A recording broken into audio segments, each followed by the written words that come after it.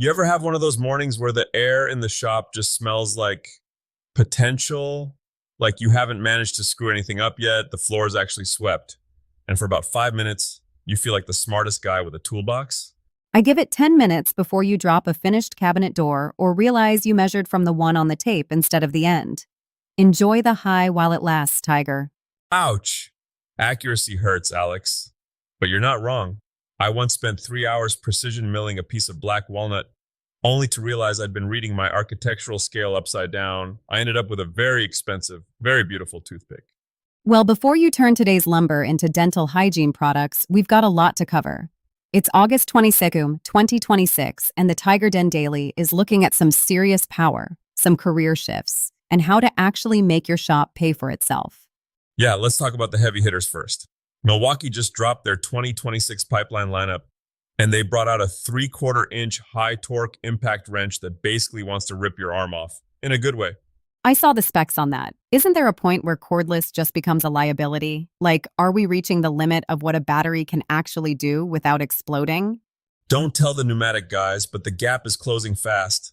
This thing has record-breaking breakaway torque.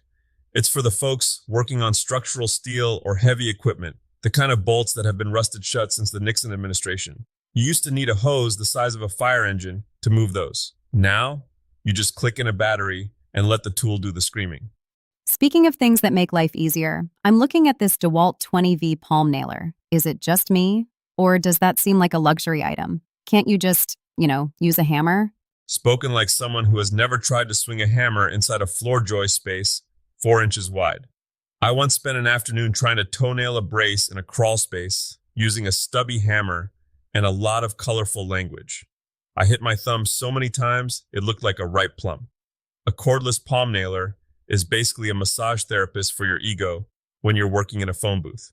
Shift gears with me for a second. We're seeing a massive change in the automotive trades. It's not just about grease monkeys anymore. The report says defined career paths are now the #1 reason people are picking shops. It's about time. For decades, the training in a lot of shops was just, here's a wrench, don't break anything, and if you have a question, ask Old Man Bill, who hasn't smiled since 1994. Sounds like your first job. Pretty much. But now, if a shop isn't offering at least 10 hours of training a quarter, they're basically a sinking ship. You've got tech that changes faster than my mood on a Monday morning. If you're a shop owner and you aren't laying out a roadmap from apprentice to master specialist, your best talent is going to walk across the street to the guy who will. It's the talent war, right? But what about the folks who don't want to work for the man? The maker mogul side of things is shifting too. This is where it gets interesting. Everyone thinks they need to land a $5,000 dining table commission to be a real woodworker. But the smart money in 2026 is in the small stuff. High volume, low waste. So what? We're all just making charcuterie boards until the end of time? Hey, don't knock the cheese boards, but think bigger, or smaller, I guess. Modular desk organizers, minimalist phone stands, things that fit in a USPS flat rate box. The secret isn't the item, it's the offcuts. I used to have a scrap bin overflowing with walnut and cherry slivers that were too good to throw away but too small to use. I was essentially hoarding firewood. And now you're turning that firewood into rent money? Exactly. If you can take a pile of leftovers and turn them into $20 impulse buys at a maker market, your lumber cost is effectively zero. That's how you actually get that fancy new Hilti laser without your spouse giving you the look. I know that look. It usually follows a delivery from a freight truck. Okay, Tiger, give us something for the weekend. I've got a wall that's been bare for 6 months because I'm terrified of floating shelves. Everyone I see looks like it's about to dive bomb the floor. The hidden mount is your best friend there.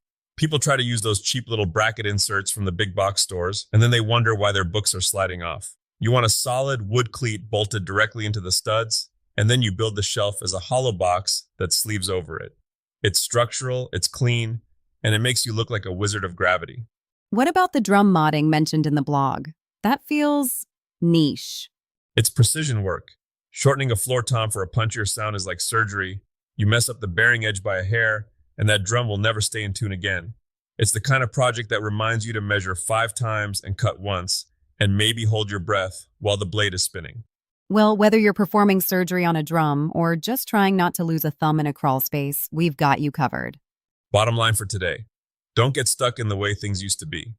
Whether it's a tool that's got more power than your first car, or a career path that actually respects your brain, or just finding a way to make your scrap pile profitable, keep moving. Stay gritty, stay creative.